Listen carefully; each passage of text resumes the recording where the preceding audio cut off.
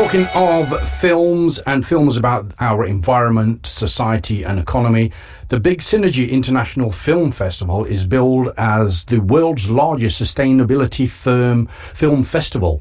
It's currently open for UK entries for films that tie in with the United Nations Sustainable Development Goals. So, have you or would you like to make a film with a social message? This could be your chance to get something screened.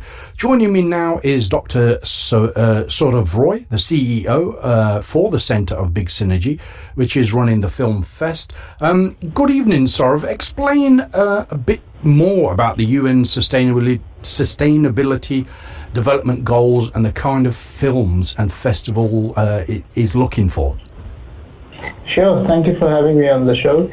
So the United Nations Global Goals, or as you rightly mentioned, the Sustainable Development Goals, these are a blueprint to address the major issues faced by us people and the planet, such as poverty, climate change, inequality, discrimination, war, etc., essentially to have or create a more peaceful, fair and sustainable future for all.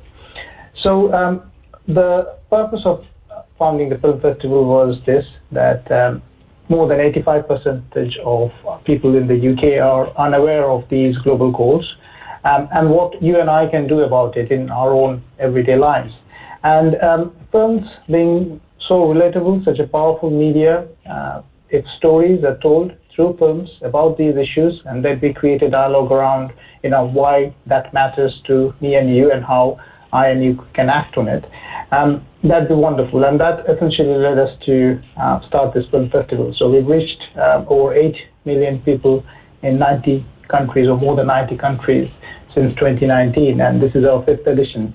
And we've been very fortunate to get the help of Oscar, BAFTA and EMMY winning celebrities and leaders from media and sustainability who's come on board, supported us, and also volunteered, who's helped us to run the show for all this year. So yes, we have opened it again for entries this year, and anyone interested could visit our website, which is bigsyn.org, so bigsyn.org,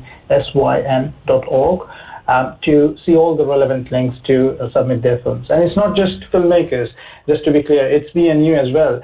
So we have the traditional categories, which are like short films, feature films, animations, documentaries, advertisement, charity films, etc. But we also have shorts, or other super shorts, like anything between 1 minute to 5 minutes, for example, that you and I can make around anything positive that's happening in our society, or me and you, or the school, or the kids, or colleagues are doing, say, starting a neighborhood kitchen, for example, or a food bank. Anything that's uplifting, inspiring, so that others can follow their lead and work on it, and as well as social media videos like up to 59 seconds.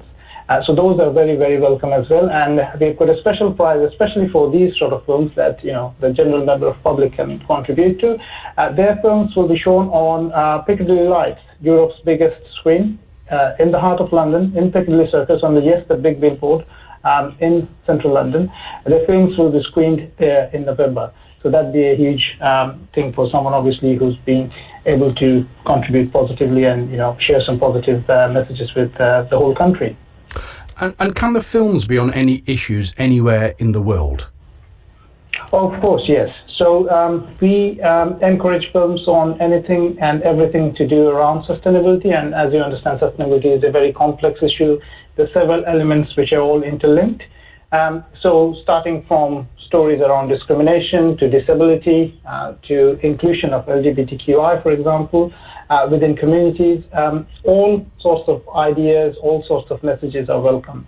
And I think that gives the film festival the added flair and the versatility of the talent that can be showcased on it, as well as the kind of stories. Because if you look at film festivals generally talking about sustainability or things like these, often it's just the documentaries which are portrayed, but the way we have been able to structure our dialogue and how we present films and how we talk around those, that has been able to embrace all sorts of films, so shorts, features, animations, as I mentioned, and even now, as I just mentioned, something that anyone who is handy with their cameras or their phones can create. Have you had many entries from the British South Asian heritage filmmakers or around issues affecting those communities? Yes, we have, and I think we need even more. So, issues around Islamophobia, racism, forced marriages, domestic violence. Several of these issues have come up in films from, the Southeast Asian community. But of course, I think we need even more because it's a very important element of the film festival. What we have is a marginalized UK showcase amongst the several categories, which means films from filmmakers who are from ethnic minority, or if they are women, or LGBTQI+, or who are disabled, can apply or submit their films for free in this marginalized UK category. And the same goes to some of the films that are coming from Ukraine. So we have a free-to-enter category for films from Ukraine as well. One of the targets of the festival is to make it more inclusive and attract people from different communities. How are you doing that? So I think this is one of the ways, as I just mentioned, about including filmmakers from the underrepresented filmmakers, so to say, so women, LGBTQI, disabled, and people from ethnic minorities.